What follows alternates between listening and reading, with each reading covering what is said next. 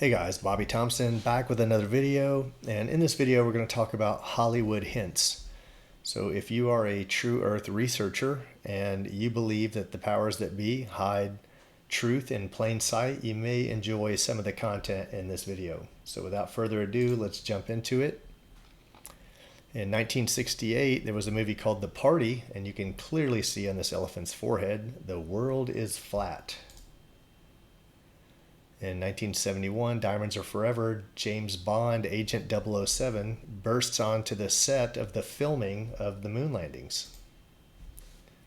If you're around in the 80s, you might remember a television series called V. This character apparently has what appears to be a flat earth model, and you have the firmament with the stars, the constellations on the firmament, and you have the sun and moon circling inside the firmament. The Addams Family in 1991, down in the vault room, has what is clearly the Flammarion engraving painted on the wall. And if you're familiar with the Flammarion engraving, it is a flat earth representation with a firmament and the sun and moon and stars inside the firmament, and the outer workings on the outside. This guy's peered through the firmament. In 2022, Netflix released the Pentaverte, and these characters are clearly at a flat earth convention of some type. Breaking Bad Season 2, Episode 13, we get this piece of audio. What? Right before your surgery, I asked if you had packed your cell phone, and you said, which one? When? Skylar, I was medicated. I mean, I could have said the world was flat. You know what I think? I think you accidentally told the truth. I think he accidentally told the truth too. Interestingly, these are all before the big surge in flat earth, right? Before the 2015 mass awakening, if you will. So this was just a running joke between them, if you ask me. In plenty of shows, it was openly a running joke. In 1998, you had the Truman Show, which was a domed city. Truman didn't realize he lived in this city. He was the star of a show, and eventually he faced his fears and made it to the edge of the dome, if you will, and was able to exit. But this clip comes from The Office, Season 8, Episode 22. Let's hear what he has to say. And the hero, who is that based on? Me, I guess. We're flying so high, we're cracking the sky. Gonna fly out of this dome, my girlfriend and I. Now that is some weird stuff to say, right? Like, this is 2012, and this guy's saying, we're flying so high, we're cracking the sky. Gonna fly out of this dome, my girlfriend and I. I mean, it's mighty, it just sounds like gibberish, right? Like everyone's like, what it's funny because this guy's making no sense at all, unless you're a true earther, and it makes total sense. Ryan Reynolds in Just Friends. Let's see what he has to say. It's cold out here. Yeah, it is. It's like the South Pole. It's like the deep South Pole, if there was one. There isn't, though. I agree with you. I'm not going to play this one because I never figured out what was the name of the television show, but they were talking about how flat earth was hidden. If you're a fan of Westworld, the Season 3 intro had this.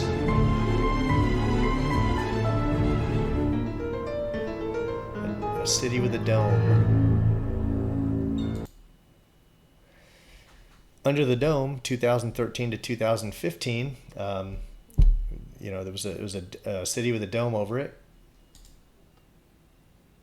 and you had a similar thing going on in the Hunger Games, Catching Fire, 2013. Just get away from that tree!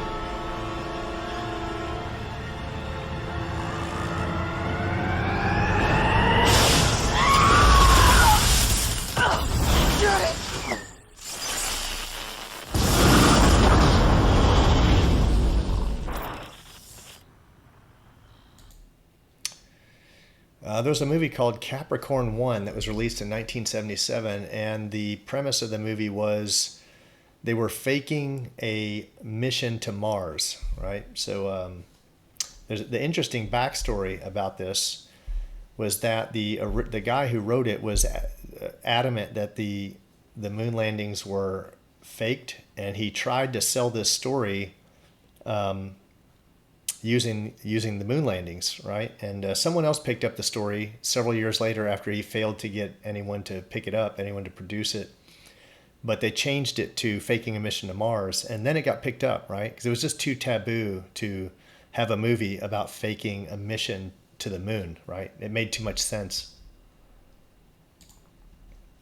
You had a similar movie come out in 2016 called Moonwalkers, where this is 1960s London. An unstable CIA agent is forced to work with a shabby rock band manager to develop the biggest scam ever to stage the moon landings, with or without the help of legendary filmmaker Stanley Kubrick. So there's a lot of true earthers, flat earthers, whatever you want to call them, that believe that Stanley Kubrick filmed the moon landings using the techniques he used on 2001: A Space Odyssey. And 2016 Operation Avalanche, which is another movie that has faking the moon landing in it.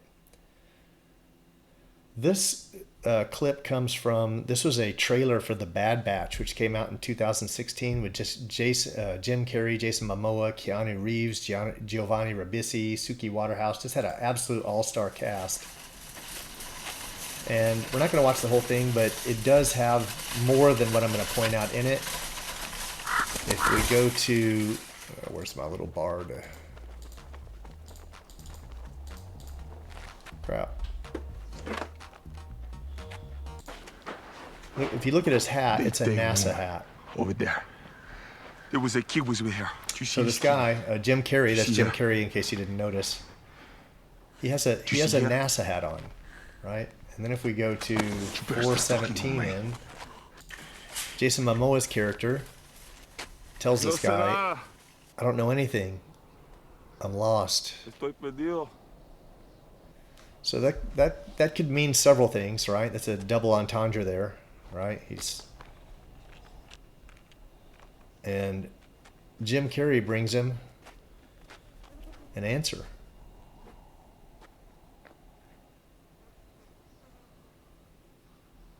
Let's see what he gives him.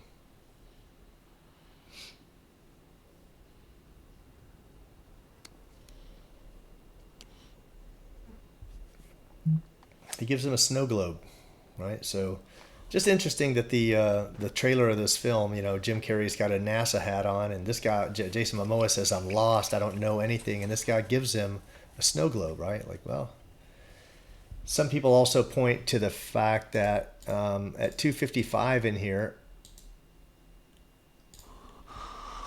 Jim Carrey's character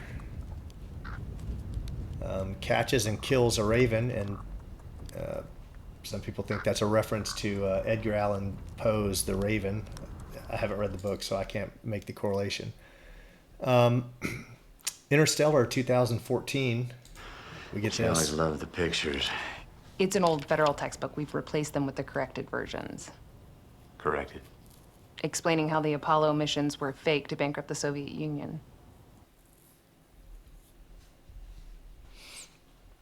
So interesting, there's some truth there. And what's really interesting, and I just thought this would kind of fit to throw in here, is this is something Matthew McConaughey said on the Joe Rogan Experience. They lowered down to eye level things that I was looking up at. And all the things that I was patronizing and condescending and going, oh, sloughing off, that's not worthy of me. They rose up to eye level. And I remember saying, boy, the world is flat. I'm looking it in the eye. I see further, I see wider, I see clearer. I've got to take ownership.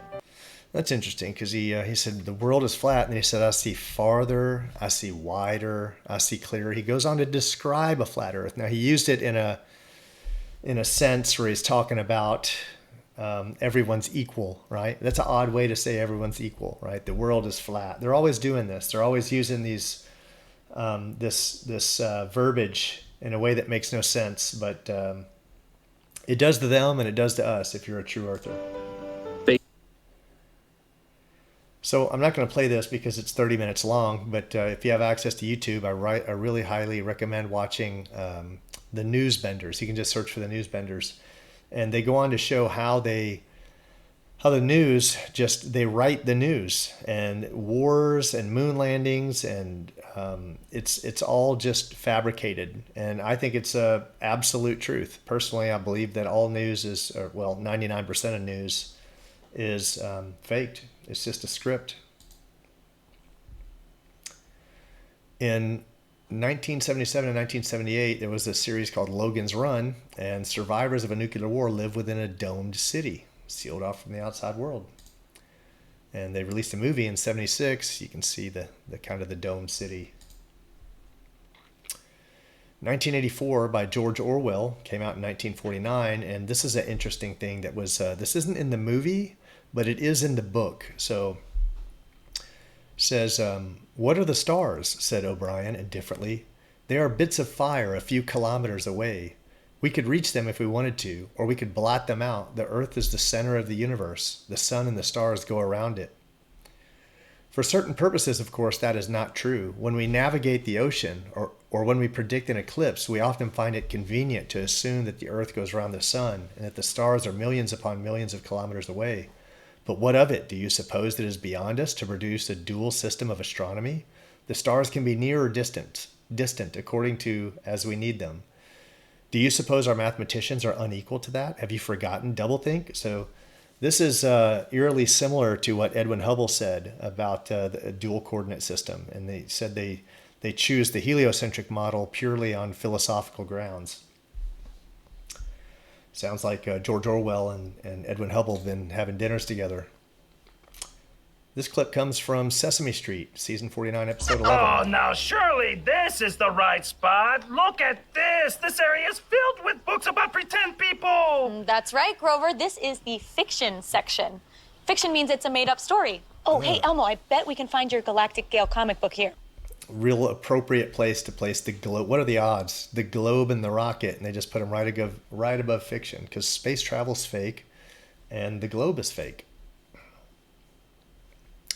So The Simpsons, season 24, episode 6. Pitchers, steroids, from Santa 2012. Claus, kicks and deals. It's a long fly ball going back. And the ball shatters the sky, bringing the ocean itself down into the stadium. Oh, Simpson just broke this dream's reality wide open. And in the Simpsons movie in 2007, it's, another similar situation going on. Minions 2015, they end up crossing over the set of the moon landings again. And I'm guessing this is Stanley Kubrick. I wouldn't doubt it. And these all come from Pixar, which is really interesting. Is that we're going to start with this by Knick Knack, or by Pixar. They made this little short called Knick Knack.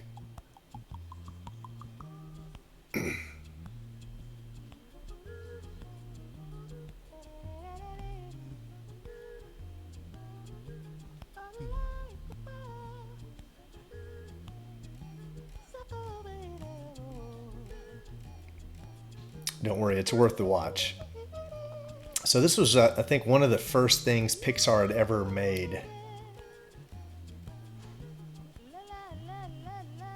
And I'll be surprised if it makes it in the video because it's now on Disney. So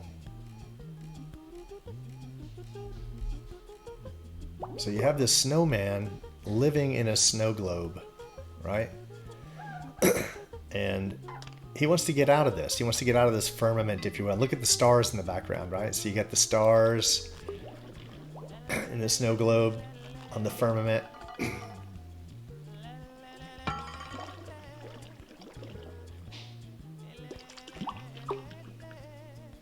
So first he tries cracking the dome, right? We tried that with Operation Dominique and Operation Fishbowl.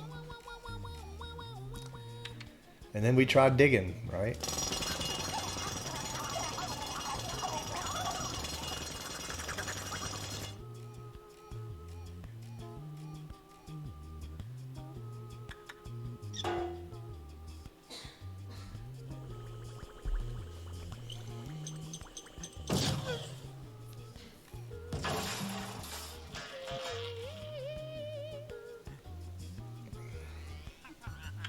Again, reminiscent of Operation Fishbowl and Operation Dominique. He tries to blow up the firmament. Doesn't work.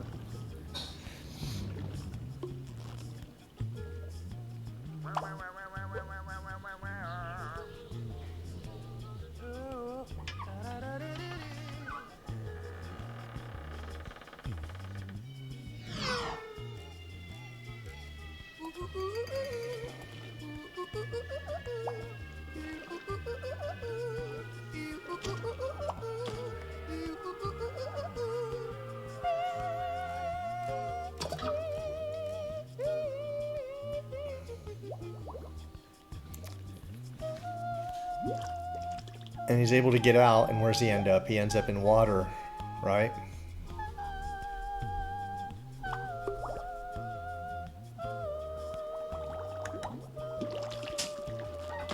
So you have water outside the dome. And some people speculate that's where Atlantis is, outside the dome, outside the firmament. All right, so moving on, let's look at some of every Pixar movie, practically every movie has featured this truck. I'm sure you're familiar with it. It's the Pizza Planet truck, right? So what would a Pizza Planet be? Well, it's just flat Earth, right? Flat Earth is a pizza. So let's, here you have Toy Story from 1995, A Bug's Life, 1998, A Bug's Life, just kind of zoomed in, showing the truck, also 1998, Toy Story 2, 1999. This is from also Toy Story 2. Monsters, Inc., 2001. Almost the same scene as A Bug's Life. It's actually a little bit different. For sure, they used the same, kind of the same model, if you will. Finding Nemo, 2003. Cars, 2006. You see it right there. Ratatouille. It's back in the background. So every single movie... Wall-E, 2008, they're showing you this flat Earth, right? This Pizza Planet, this little hidden Easter egg. Up, 2009, it is here somewhere. Hold on. It's in this scene. I wonder if I cropped it out. I probably cropped it out. But here it is in Up as well. So it's here. It's actually in several different places in Up. Excuse me. So Toy Story 3, they're riding on the back of it. Cars 2, 2011, right there. Even in Brave, right? She's chiseling out of wood. Monsters University, 2013, it's parked right there. Toy Story, That Time Forgot, and it is. Where is that? It must be right. They must have zoomed it in right here. So sorry about that, but it is in there. I think, yeah, this is okay. So that's this street right here in the background. That's this building here. So it's they just zoomed it in. Inside Out, 2015. The Good Dinosaur, 2015, right here. Finding Dory. Cars 3, right here. It's in the Crash Up Derby.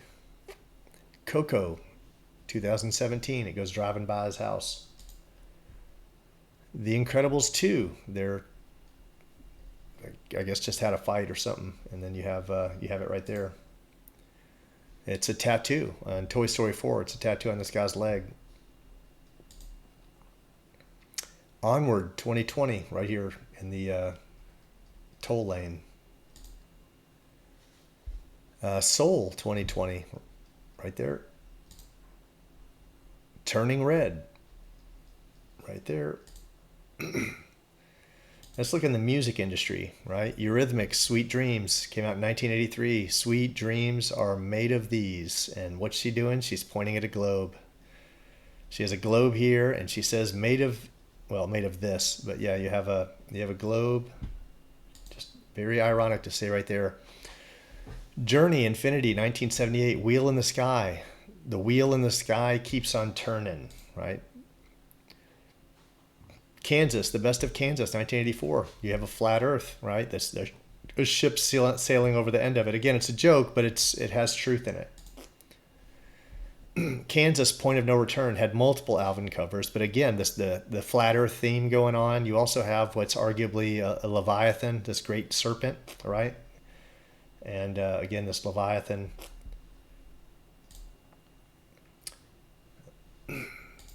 And Kansas, Sail On, the 30th anniversary edition. What's this? Is this an ice wall? Or did they go past the edge of the Earth? I'm not sure what's going on. It's one of those. Kansas, the best of Kansas, Closet Chronicles. This looks like the flood to me, right? It looks like all these people are trying to stay alive. So for me, that's just these all have biblical references.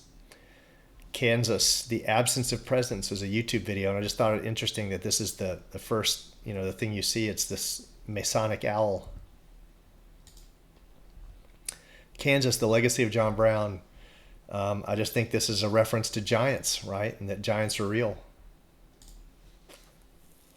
In Imagine Dragons, they have a song called Believer, came out in 2017. And just for a split second, like one frame, you would never see it. Who found this? I have no idea who found it, but someone found it. And this is the flat Earth map and his eyeball.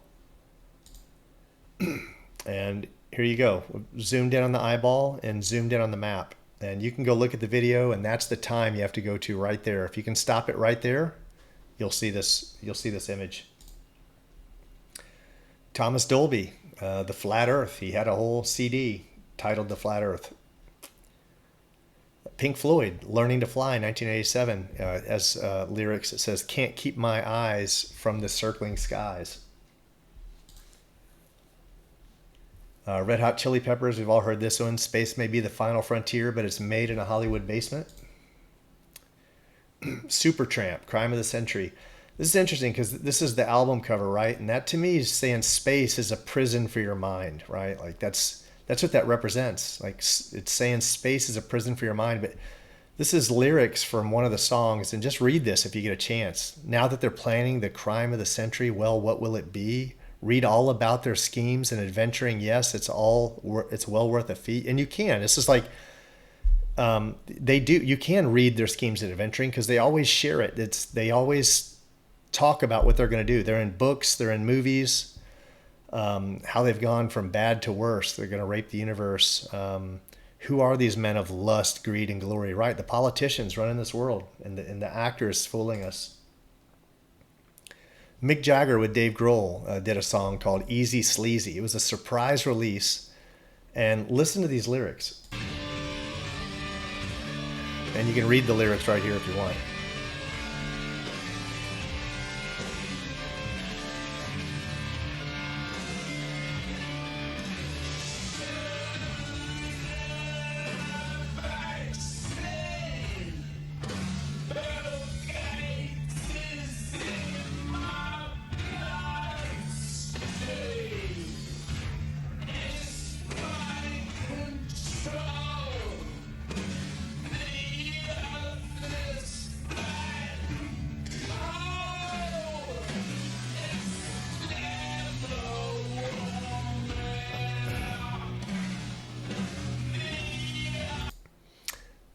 So, 1967, the Beatles, Fool on the Hill, says, "But the fool on the hill sees the sun going down, and the eyes in his head see the world spinning round," right? He's calling you a fool. The fool on the hill sees the sun going down, but the eyes in his head see the world spinning round.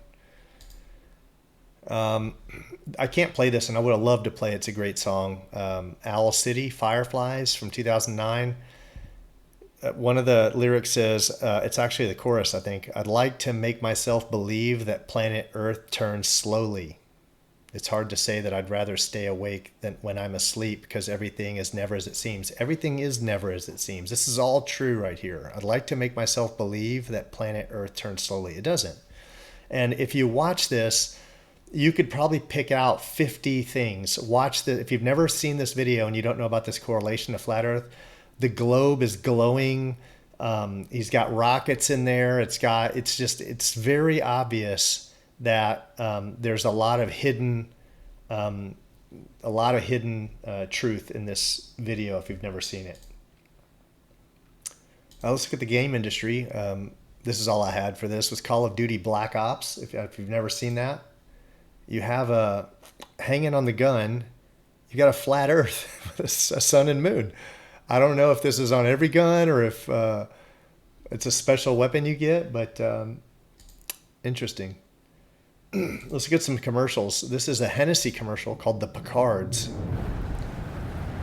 which is loosely based on August Picard, right? He took a balloon up like I want to say 10 miles or something. And he said the Earth looked like a disc with turned up edges. After he goes as far as any man can possibly go. But in this version, he keeps going higher. How does his son continue? And I like how they show an eyeball representing the firmament, and this guy busts through or kind of tears into the firmament, and it's water above.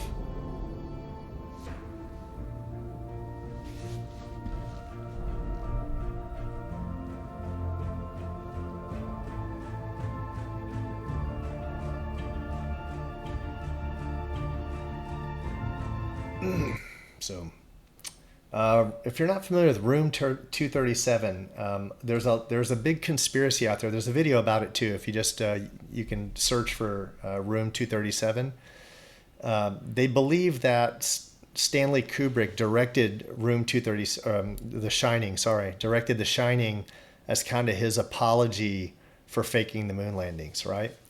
So that is the conspiracy, and I'm sure you've seen The Shining. I don't need to break it down for you, but the 237 would represent 237,000 miles, which would be the mean distance to the moon. And you see references. You see Tang shown in the background, which obviously at that time all the astronauts were drinking Tang. They were sponsoring Tang. And you see, I can't remember this actor's name or the character he plays, but he has an Apollo 11 shirt on. And they say that this background here looks like the launch site, right? I didn't put that in here. And maybe this represents the moon. I don't know, possibly. But a lot of the Pixar movies make reference to Room 237, or make reference to The Shining. And like, for example, in Toy Story 1995, you have this almost the identical carpet, right? And in Toy Story 3 in 2010, you see Velocistar 237, right? Like you see that 237. Some people would say that's coincidence, and it may be. But then in the same movie, you have Room 237, right, for the license plate. Now that's obviously, now you're getting pretty coincidental. Also in Toy Story 3, you have this monkey sitting on a desk, and over here you have that same pattern on a tissue box. So again, the same pattern. That's obviously a hint to Room 237, to The Shining. And then you have this microphone which Shelley Duvall held and spoke into in The Shining. And at one point in time, you see this camera, H237, Overlook as well. And they in The Shining, they stated it was the Overlook Hotel, right? So these are obvious Easter eggs. There was also Danny's imaginary friend was named Tony in The Shining, and you have this Mr. Tony here. In Toy Story, he was a character in Toy Story. Also in Toy Story 4, it came out in 2019, there was a song called Midnight, the Stars, and You by Ray Noble and his orchestra, and it plays during the shot of black and a white photograph of Jack Torrance with the title Overlook Hotel, July 4th Ball, 1921. In Toy Story 4, keen listeners can hear the same song playing on the record player in the antique shop, which Unkrich and director Josh Cooley threw in as a stand-in during production before falling in love with the creepy reference and deciding to keep it in the film. So Unkrich, I guess he's one of the directors, and a lot of people say he was kind of believed in this whole in the theory that, or the conspiracy that The Shining was Kubrick's admission for faking the moon landings. And you also had this scene in Toy Story 4, right, which is eerily reminiscent of Jack Nicholson's character. But if that wasn't enough, again, this is all the same guy. This is all the same director, Unkrich, right? This is from Finding Nemo. Sorry, you'll have to come back later. We're trying to escape. Here's Brucey! So you might remember that as that's from a similar scene in The Shining. And again, Cars on the Road, episode 2, September 8th, 2022. You have the same carpet, and you had these twins in The Shining, right? And they had these little pink bow ties. So a lot of similarities, and you have these constant Easter eggs that point to The Shining, and these hints to room 237. So it's not just, they're not just pointing to The Shining, they're pointing to The Shining, but also to this conspiracy, which you can find in a documentary called Room 237.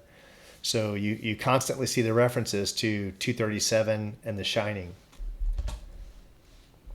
And that's all I got for this video. So hope you enjoyed it. Until next time, take care.